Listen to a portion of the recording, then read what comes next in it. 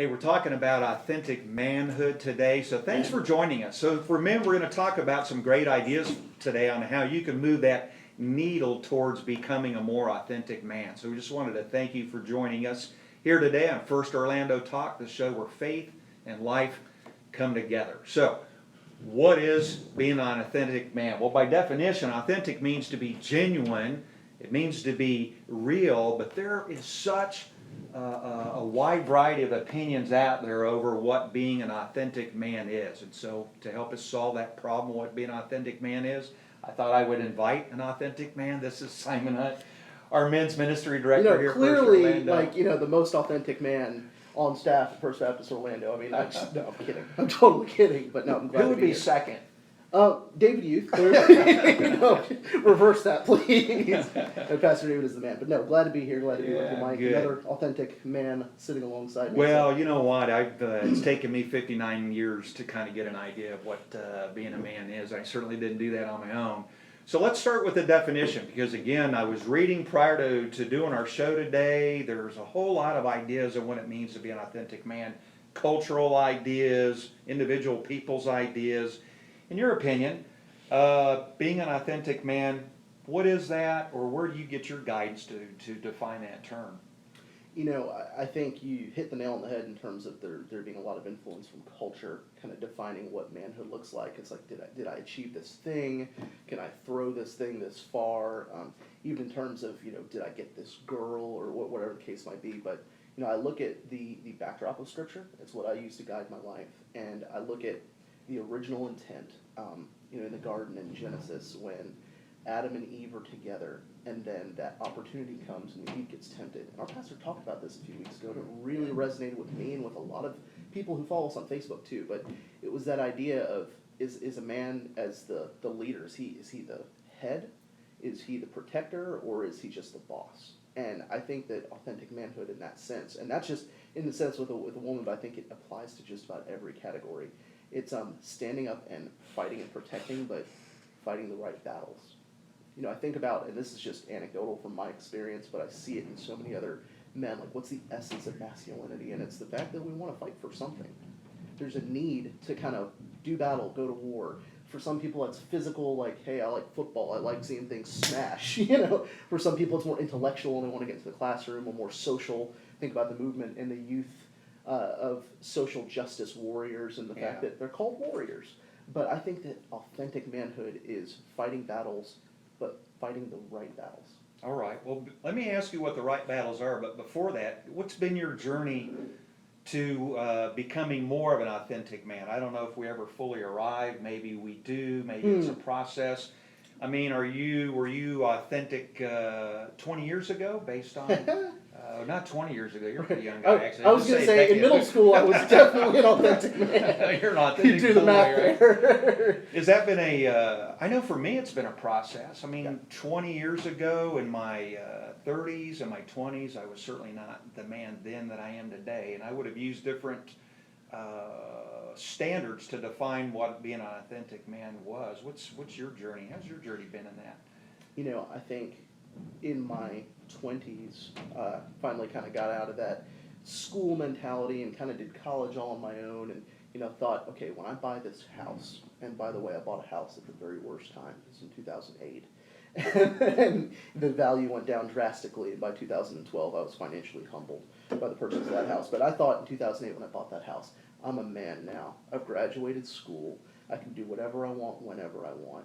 And probably the opposite in my journey has proven itself true.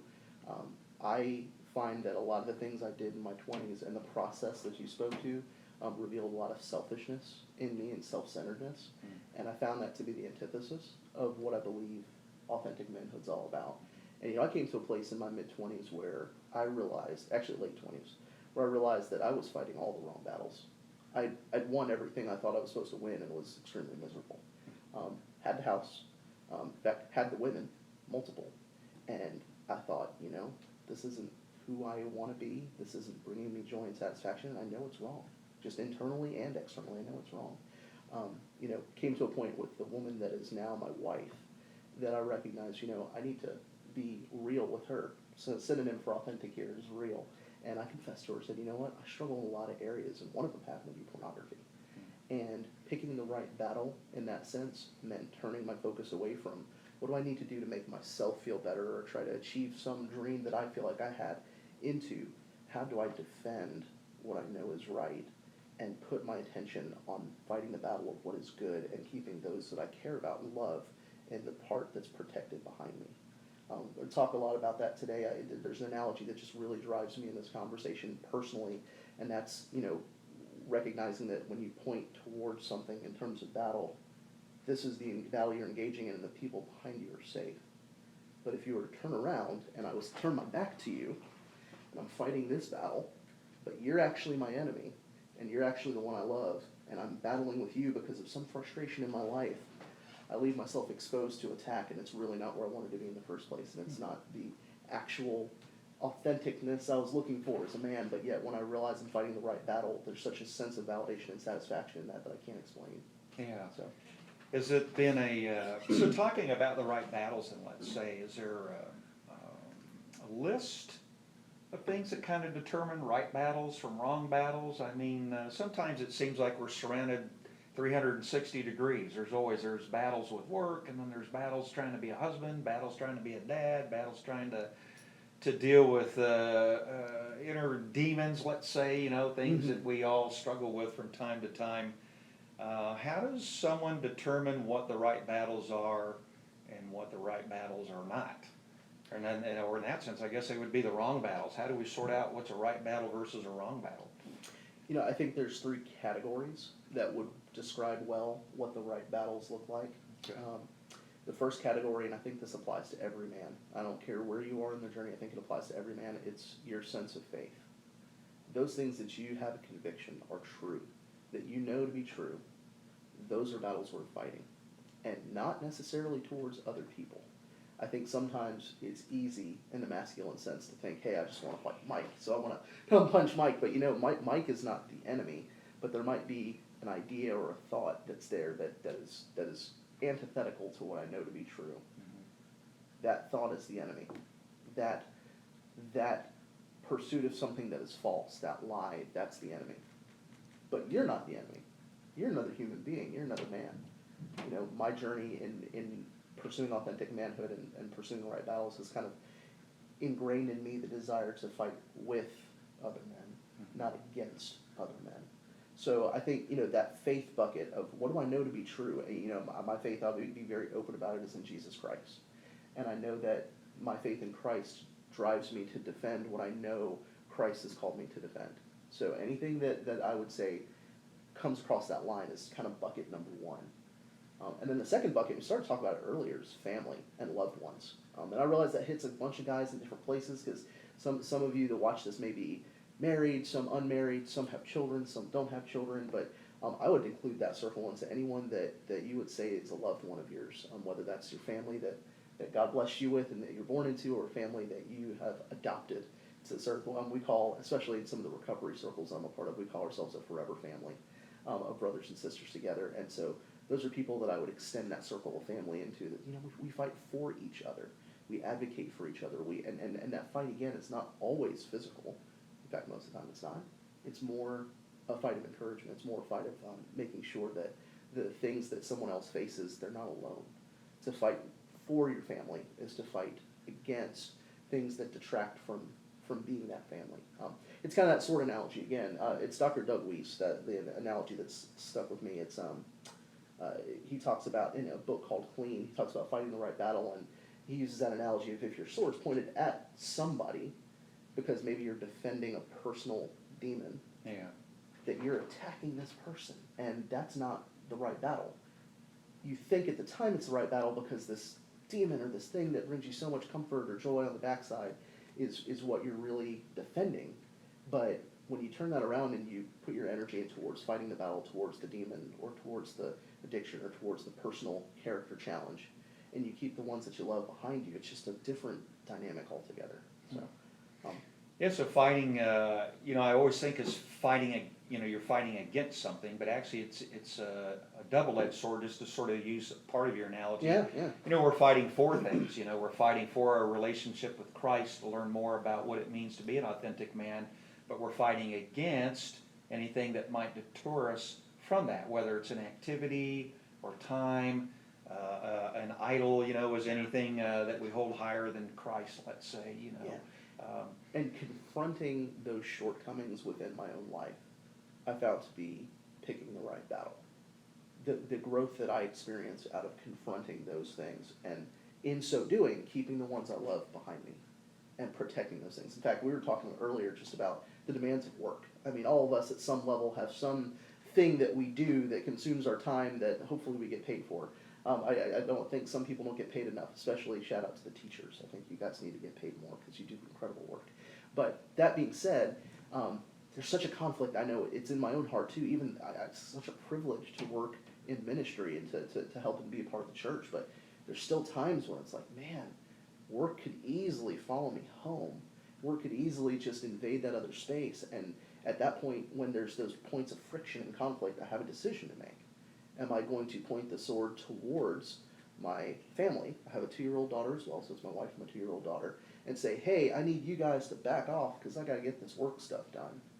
Or am I going to say, you know what, as important as work is, I want to fight against the urge to bring that home so that I can keep my loved ones back here? Yeah. And so in my life, that's yielded a pretty strict schedule, and I have some amazing people that help me to keep that, and one of them's helping record, so shout out to her as well. But it's really important to make time for the right things. And Hey, you made a pretty authentic manhood move. I would have said had a conversation a couple of weeks ago. Let me just say that years ago, I would have defined manhood by my work primarily. It's not that I didn't love my family, but somehow or other in the pecking order, I'd gotten it all wrong. My work was set above my family. That was actually, it was kind of the expectation at work. I had been in the Marines at the time, and they always believe in giving 100% in what you do. But I defined my manhood and who I was by how much I was at work. And so I was always willing to take on a lot of extra things or work more than a 40-hour week. I would have been guilty of bringing work home and then prioritizing that work at home above my time with my family. But I've come to realize it wasn't until I was like 40, I think, when I just felt like the Lord got hold of me and really opened my eyes to the fact that family is always, scripturally, biblically, family is always more of a priority. Your wife, your children is always more of a priority than your work or even ministry. I would say, regularly, and I was 40 years old when I finally realized that. And said, gosh, you know what? My family's with me forever. Work is going to be gone tomorrow. As a man, I think I'm going to be held more accountable for who I was as a husband and who I was as a dad, more so by God than who I was as a sergeant in the United States Marines. You're inspiring me. I'm looking up a verse. Listen, just a shout out to while I'm doing this. Your cell phone is an incredible resource that you should use for good, and the fact that the Bible is available on your cell phone is such a great thing. I want to make sure I don't misquote this verse. While you're looking up the verse, the thing that led me to that comment was you and I were talking, and you had actually made a change in your work schedule based on your priorities, and you decided that you had hit a time where you needed to, correct me if I'm wrong, but you needed to rearrange your schedule to be able to come in earlier so that you could leave earlier so that you could be at home. But by doing that, serving your family in what way? What was the reason behind making that change? I did, and for anyone who knows me and knows that I set that ideal out there, and it's incredibly hard to maintain, but it's a goal and it's what I keep working towards. I said the morning time has been rushed for us. It's not been valuable family time just because we're trying to get our little daughter out for preschool. She loves school, and I'm got work on the mind by that point. So we have a little bit of gathering time, but it's not quality time. Whereas the afternoon and evening is extremely high quality time. But yet, working in ministry, there's also a lot of demands for evening activities because we're trying to reach people when they're off of work. So we have, I participate in Celebrate Recovery on Tuesday nights. Got a Thursday night group that I work with, and for 9 weeks we were a part of a Wednesday night thing as well. So my wife and I just started the conversation of what do we need to do to preserve and prioritize our family time, and we agreed that was going home at 3 o'clock. well, I have a lot of things going on here at the office. So going home at 3 o'clock, cutting out 2 hours of my workday, where do I get that back? I started to realize, well, I could make the sacrifice and start coming in earlier, and then be ready to go home by 3. And I don't want to put myself on a pedestal because I don't think that I get this completely right all the time. And I try to come in earlier and I try to do more things early in the morning, but at least from a direction standpoint, I can rest a little easier knowing I feel like I'm moving in the right direction with that. That 3 to 5 window has become precious time for our family. Yeah. Picking our daughter up from school, we come home, just have the haps, what's going on, and oftentimes one or both of us is preparing to come back to the church to do something for the evening, so the day's not over. In fact, from a lifestyle perspective, Mike even moved our family closer to the church to enable some of that to happen. That's right. So that we could kind of cut down on some of the transit time, because I said, time sitting in traffic is not valuable family discipleship time. It's actually not on I-4. Right? No, not on I-4 anywhere. But this verse, I thought it was an important one to read. It's 1 Timothy 5:8. It says, if anyone doesn't provide for his relatives, especially the members of his own household, he's denied the faith and is worse than an unbeliever. So talking about picking the right battles.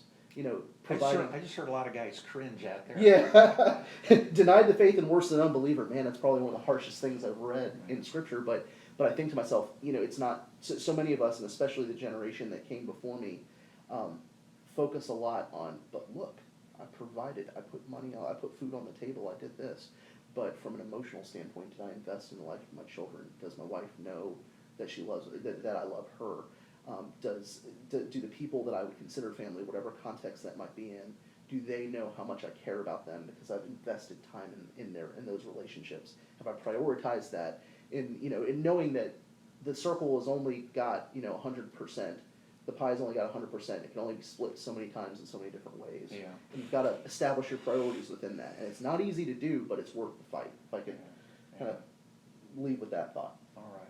Hey, listen, if you're still watching right now, obviously it's because of a topic that's important to you. You probably know someone else that this topic would be important to also, another man in your life, a friend of yours, perhaps a brother, somebody along those lines. Take time to share this right now, because we're about to talk about some practical ideas. We want to close this out by trying to give you some practical ideas about what you can do to move that needle more towards being authentic. And again, I like to look at it as a journey, I guess. At least in my life, it's been a journey. I wish I could say it was an overnighter. You could email my wife. She'd certainly deny that fact. It's taken me some time. Mine too. But I'm trying to get there step by step. So I wanted to ask you, so share this right now. If you know some folks that need to tune in for this last part, if not, you can always catch it a little bit later here on our YouTube channel. Practical ideas. Men love to have a to-do list, a checklist. It just helps us to know, oh yeah, I got to do that. Let me check that off of there. I'm that kind of guy. I don't have it on me, but I carry a 3x5 card every day with a to-do list of what I got to do, and I check it off as I go along. If I were to write 1 or 2 things down today on my list that I could check off, what would you recommend that they would be? I mean, I'm sure there's a lot, but just narrow it down and cover a couple of things. We can always cover something else later. I'm going to leave Simon's email address in the descriptor of the show if you'd like to follow up with him. If you had a few more questions, you can email him and let him know. Did you want to put your cell number on that? Or Probably not my cell number. Just your email address. Yeah. We'll just do the email address. I get your response in 3 to 5 days. Because Annie's texts come to the top. So what are some practical ideas then to help a guy move that needle towards becoming more authentic? Sure. I think on a personal and individual level, one of the best questions you could ask yourself is, what do I find myself defending? Using that fight analogy, what is it that I get defensive about in my life? What do I find that I have to protect the most? And if you find that that's misplaced, there's probably some other layers to that conversation. If you find that you defend a bad habit that you have, for years, that's where I found myself. I would defend my pornography habit, and I would say, that this is something that I want to do for me, and I started to realize how selfish that was. And picking the right battle for me was to confront that. And as a practical step, one of the ministries I help lead here is called Celebrate Recovery, and it's all about confronting those hurts and habits and hang-ups that maybe are stealing your attention away from the right battle. So just spending some time asking yourself that question, what do I find myself defending? What do I find myself getting defensive about? And if it's not your faith or your family or your loved ones. I use the word loved ones instead of friends. There's 3 F's there. But if it's not those battles that are the right battles, and you find yourself maybe defending the wrong battles, then seek out a resource. And we've got plenty here at First Orlando we want to come alongside to help confront those things that are stealing your energy away from the right battle. And then the second thing I would say is ensure that you have some healthy relationships with other guys in your life. I can't tell you how often it's been true in my life that other men I've trusted have helped me to remember what is true. It's not that they did anything for me. It's not that they gave me sage advice, although sometimes that happens. The truth is, Mike and I can call each other authentic men all we want to, and the truth is we're just 2 guys along for the journey who are continuing to pursue what we believe to be true and right. And the more time I spend with other people who have those same objectives in mind, and I develop close relationships with them, the sharper I become as a man, and the more close I get to something I could call authentic. Because I feel like I forget sometimes and get distracted by all kinds of influences in this world, taking me away from what is my mission, my focus, my fight. What are the things I want to fight for? So to have some other men in your life that are like-minded, who want to take that journey with you, who say, you know what, we want to confront broken areas of our life too. I'll never forget, just on a personal level, one of the best guy friends I have.